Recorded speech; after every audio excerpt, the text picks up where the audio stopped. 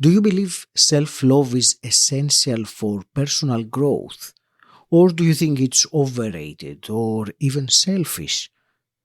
There are some common mistakes keeping one stuck either in their career or in their life. And in this episode, we're going to talk about them and how to fix them. Welcome to Personal Development Mastery, the podcast that helps intelligent, busy professionals develop self-mastery and discover their calling so you can thrive in fulfilling, purposeful life. I'm your host, Agi Keramidas. By listening to this episode, you're going to discover how practicing self-love can radically improve your mindset and relationships. You will also learn about a powerful exercise that can help you deepen your connection with yourself, and you will hear the common mistakes keeping one stuck either in their career or in their life. Before we get started, I have a quick favor to ask. If you like this podcast, can you think of someone else you know who could find it useful and share it with them? Not only will this help the podcast, you will also be adding value to people you care about. Thank you. Now let's get started. Today it is my real pleasure to speak with Yvonne Trost. Yvonne, you are a transformational leader, happiness coach, and hypnotherapist dedicated to helping individuals lead lives filled with fulfillment and joy. Before this, you had 25 years of experience as a business and IT strategy consultant, a successful but unfulfilling career that you walked away from. You are passionate about empowering individuals to break free from limiting beliefs and embrace their true calling. Yvonne, welcome to the show. It's such a pleasure to speak with you today. Thank you so much for the lovely introduction. I'm looking forward to this conversation, and one of the things that I would like to discuss with you is self-love and self-care, because I know that it is a main theme in what you do. Before we go there, what I would like to start with is actually the change of career, because I think that I am similar, changing from dentistry to what I do, and it is, I believe, always a very powerful story, especially at that realization or transition moment that one realizes that I need to do something else or whatever it is for each person. So I would like to hear a bit about that milestone, that transition from your corporate job to your new life.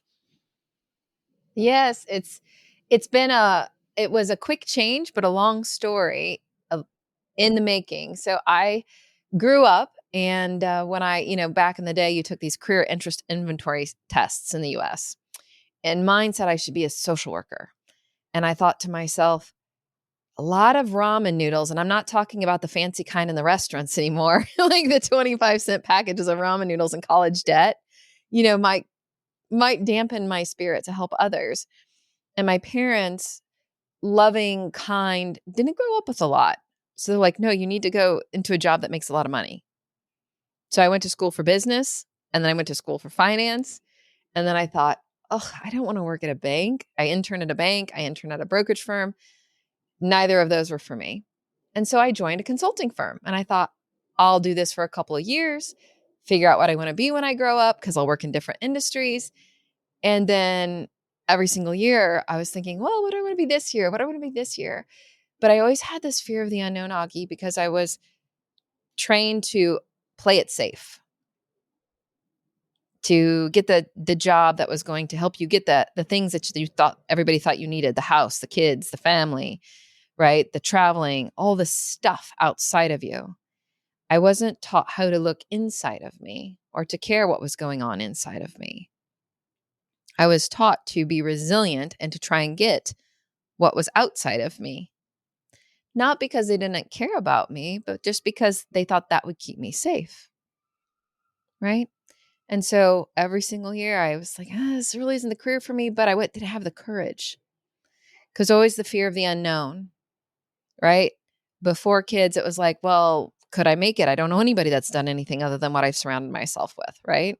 And then once I had my family, I'm like, oh, I have to wait till the kids go to college, right? Then I can start living Yes. for myself.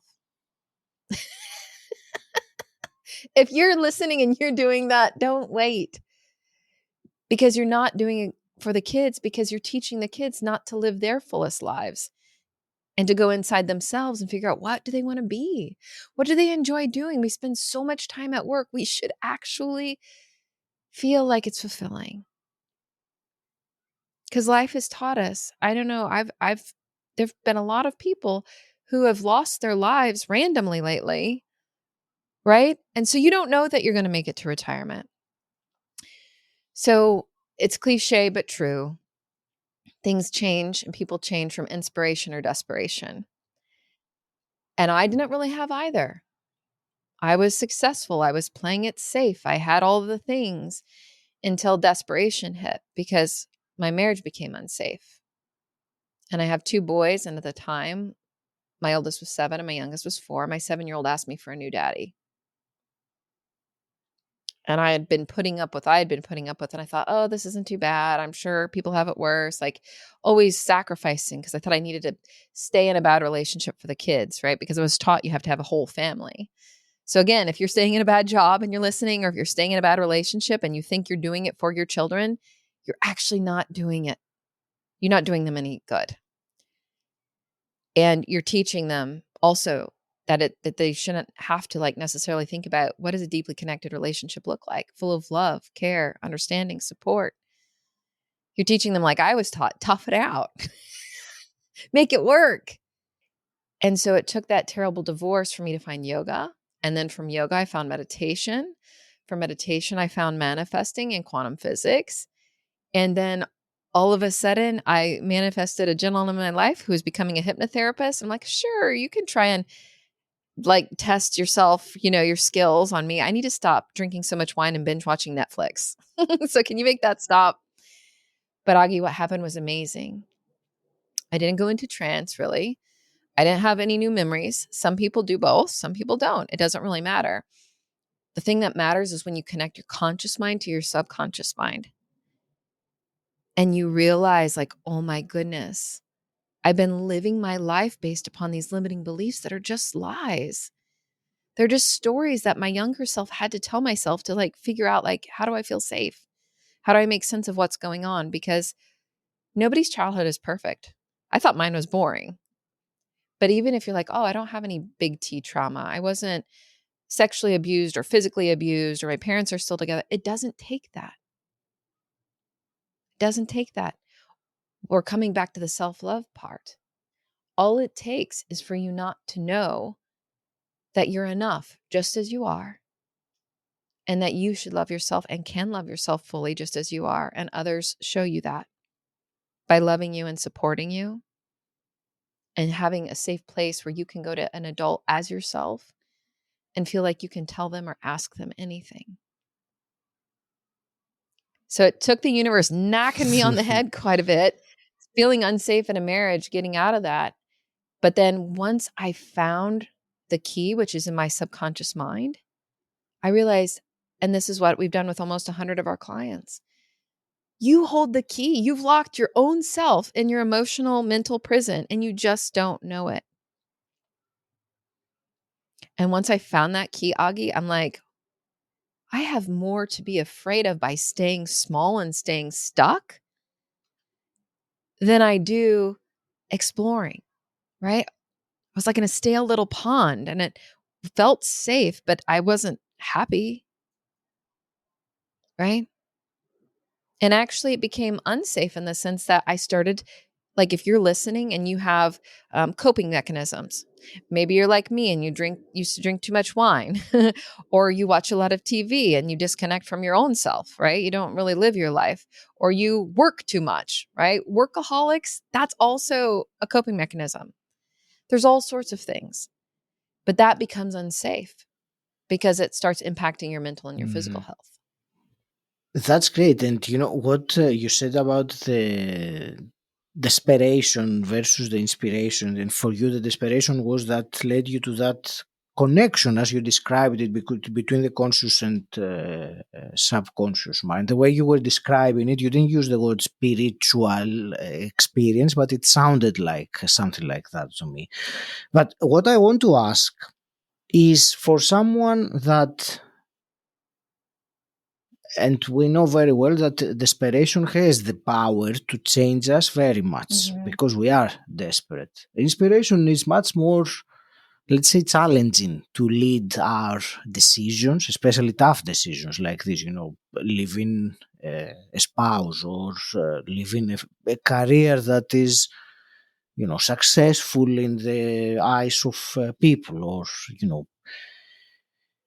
how would you approach someone who at the moment would prefer to change out of inspiration Yeah. rather than waiting for that, catastrophe to hit? Could be for different people. There are accidents, there are health issues. There always, universe does find a way to put us in the right direction, and the more we don't listen, the heavier the pushes. Yes.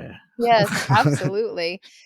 So if you feel like, well, I don't feel desperate, like I didn't, it just like gradually snuck up on me and got worse and worse and worse and worse until it's like, when did I show up in an after school special movie? In the US, when I was younger, there used to be these after school special movies, right? On Lifetime. And it Mhm. was always some like Yeah. dramatic thing that you thought would never happen to you. So if you don't have that dramatic thing that's happening to you, um, but you want more for yourself or you want more for your family. That's why we changed our name of our company to Limitless You, because I believe everybody is limitless. So you don't have to be suffering to want to grow. If you're not growing, you are basically dying or you're staying stagnant. So I would say keep growing, even if you're not suffering. Like, keep growing. That's where the richness of life, the true abundance lives. So, what we would do is several different things, but I always ask people, what's your magic wish? That's how I start any relationship with a client. And then we get to the root of what's at that magic wish. Because quite often what people want is something they've been conditioned to believe they think they should have or they think they should want. When you say magic wish, how do you mean it? Well, do you know what a magic wish is? No, I'm not sure, and Okay. let's clarify it also for the listener, because it might not be. If it's not obvious to me, then it's probably not obvious to others also.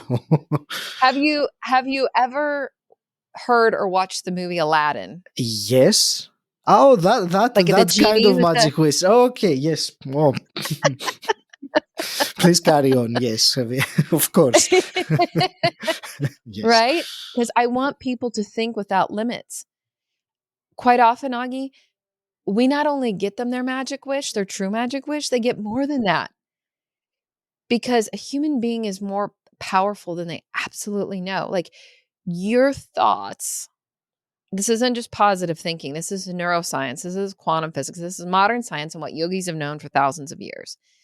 You can create what you want in your life if you believe that you can and you start cultivating the skills in order to do so. So that's what I help people do. So let me ask you, Augie, if I had a magic wand, what would be your magic wish? For me, the magic wish, which is like my deep desire for myself, is freedom.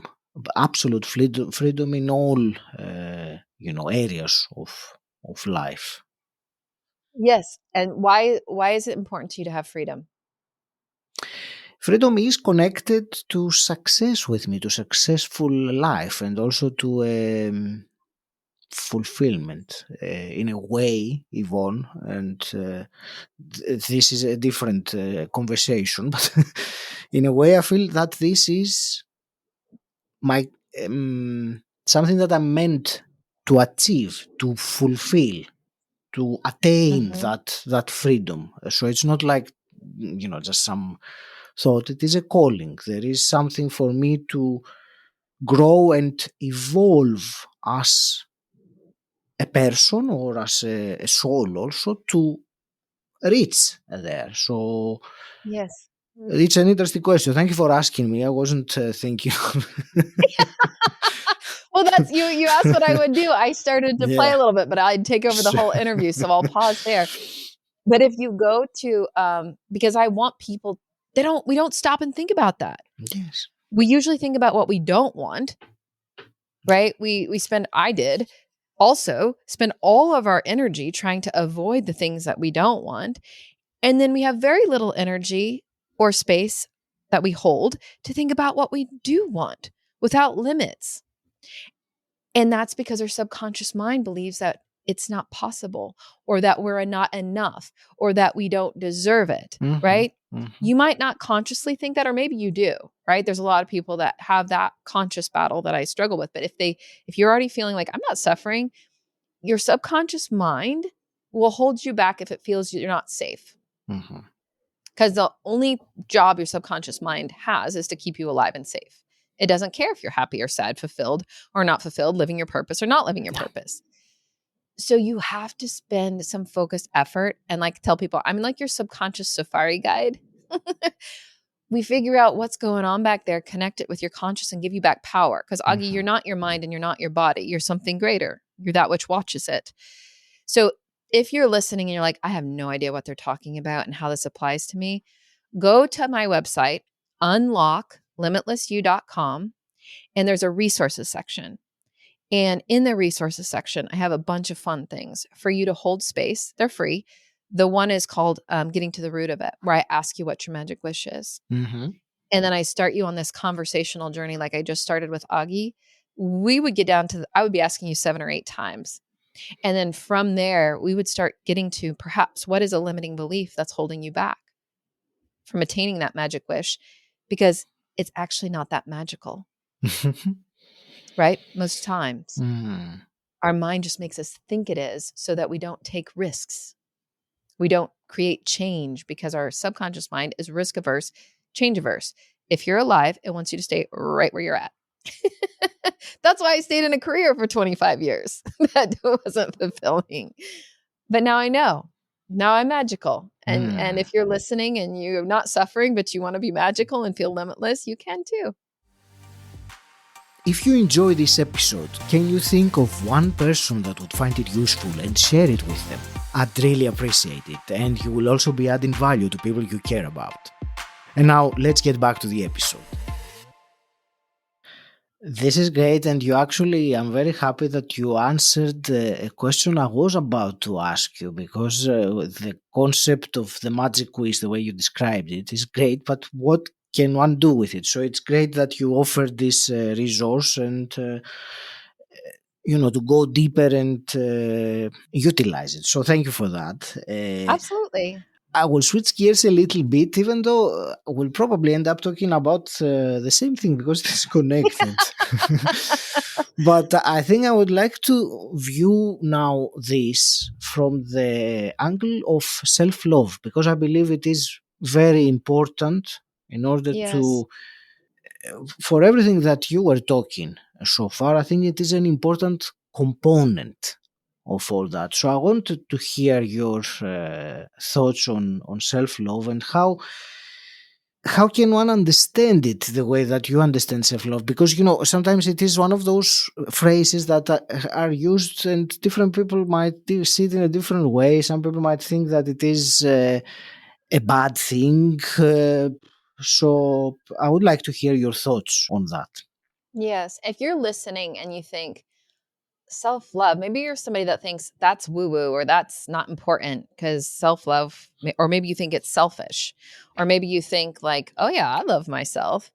I challenge you to dive a little deeper. Also, I have another fun resource for that. It only takes 5 minutes. It's 12 questions.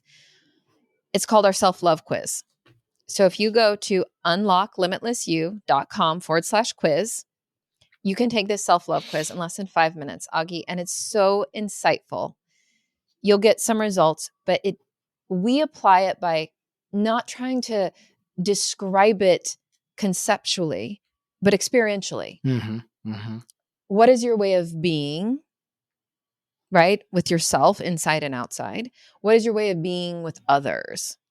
right? So rather than like taking the Webster dictionary version, I want you to look at how you're living. So many people think, oh, yeah, I love myself. But when they answer these questions, they're like, oh, maybe I have some room to grow. Mm-hmm. And if you do have room to grow, that's just good news because things are just going to keep getting better. So I think that there's a lot of people, including my old self, that thought perhaps self-love was selfish, or perhaps self-love, people that love themselves were egotistical, because that's how I'd been kind of trained, Mm-hmm. right? I was trained to be generous, to give unto others as you would give unto yourself, to always put others first, to do for others all the time, even at the cost of your own, whatever it is, sanity, stability, health. Yeah. Give, give, give, give, give, and thou shalt receive someday, maybe. What I've learned, though, it's not a bad rule. If you've heard of the golden rule, given to others as you give unto yourself, I've changed it a little bit to account for self-love because I think it was missing. Mm-hmm. I changed it to the platinum rule, which is give unto yourself as you want to be given unto, so that you can be your best in order to give unto others. Mm-hmm. Because quite often when you empty your own self-love cup or your self-energy cup or self-health, whatever it is you want to call it, you're not your best self. Yes. When you don't love yourself and you try to pretend to be somebody else, right? How many of us are wearing masks? I got compared to my classmate all the time. Why aren't you more like Hannah? You're grounded if you don't get straight A's. Like, you need to do this, you need to do that. And we're taught to put all these masks on, right? And none of them have to do with self-love. They tell us you're not enough, Augie, as you are. Right? But do you think you'd make an amazing Yvonne or you would make an amazing Augie? I think it's obvious. And that Yes. It's obvious, but we don't live that way. yes. You cannot be your best self if you don't fully love yourself. If you don't fully love yourself, then you're never going to put out the love and the light that you've been born as your birthright with. So I want you to ask yourself what you think you're not enough of. And then I want you to think about, why do I think that? Where did that conditioning happen? Like, there's all sorts of way you can tap into your subconscious without hypnosis. I just like it because it's the easiest and it's kind of done for you. Yes. I don't give people the answers, but I'm their guide. I lead them to the answers because that's where true change and embodiment happens. But I think one of the things that I tell people, it's actually selfish, Augie, not to put your self-health or self-love first. Because then if you don't, you can never give unto others your fullest. That's what I was doing. I was working my life away thinking, I was doing it for the kids. The kids just wanted their mom at home. They just wanted a non-stressed mom to play with. Right? Your partners, right? Like, how many marriages or relationships, they're supposed to be your ride or dies or like your best friend. And then it becomes bickering and competitive because you give everything away and then you resent when you don't get anything back exactly like you want. And quite often you don't communicate what you want because that's also thought of as selfish. That's a big topic about communication altogether. Yes, of course. We could have a whole nother show on that. I've learned so much. Yeah. So much that, people don't have a crystal ball and nobody can take care of you like you can. That's my initial thought. I don't know if you have any pull the thread questions on that. Does that answer your question? It does. I liked, there was a phrase you used, fully love yourself, which I liked. And is there a phrase perhaps, or an affirmation or something, a practice that can help one love themselves, let's say, a bit more? I'm not asking for something miraculous, but some kind of practice that one can use toward that. Absolutely. I think there's a million different guided meditations, but one practice that feels a little odd, but it's accessible to everybody and it's free is something called the mirror exercise. Okay. So if you haven't heard of it yet, there's different versions of it, but the version that I use and teach my community, I call my tribe, is look at your own eyes in the mirror, Augie. Or everybody's almost got a smartphone now. You can, no excuse, look into your camera. But I want you to really look into your eyes. If you've not done that, it feels really strange because we don't see ourselves. And when we look into our eyes and we start to see ourselves, we're like, ooh, I don't know if I like what I see. So look into your own eyes, and not just the eyes of adult Augie, but little Augie in there. Because your subconscious mind is the age of probably 10-year-old, 7-year-old, something around that age. If you've not done the work to kind of reparent and upgrade the coding, it's a little you in there. So I want you to look into the mirror every day, into your eyes. Like you can even now, like Augie, look into your eyes, like when we're on this phone call here, this Zoom. And I want you to see you, and I want you to see little Augie. And I want you to tell him 7 times, I'm proud of you for, and then you finish it. I'm proud of you for hosting this podcast. I'm proud of you for having vulnerable conversations. I'm proud of you for like not yelling this morning when you were frustrated, whatever the things are. You look into your eyes 7 times, you say what you're proud of. And then you say 7 things that you're letting go of or you're forgiving yourself for. Right? I forgive you for being 10 pounds heavier than you want to be. I forgive you for not making the raise you wanted this year. I forgive you for, and I'm letting go of my parents never thinking I was enough. I'm letting go of my divorce and feeling guilty about my kids, whatever the things are. 7 times you say something. And then you say, I'm committed to 7 times. I'm committed to growing my mind. I'm committed to eating healthier. I'm committed to not yelling or raising my voice. I'm committed, whatever the things are. So 7 things you're proud of, 7 things you're letting go of or forgiving, and 7 things you're committed to. And at the end, you say, I love you. You're my best friend and I got you. If you do that every morning, and if you it will feel weird to start, and you might have a hard time coming up with 7 things to start. And it's okay if the 7 things from yesterday are the same things as the 7 things from today, but let your mind be open. And that's also where some things come out of your subconscious and you realize you've been judging yourself for something, perhaps, when you get to the forgiveness part, right?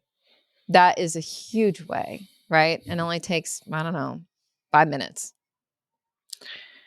I want to thank you very much because this is indeed practical, indeed very useful, and I know that how powerful mirrors work is, but this exercise and the way that you describe it, I will definitely invite anyone intrigued to try it.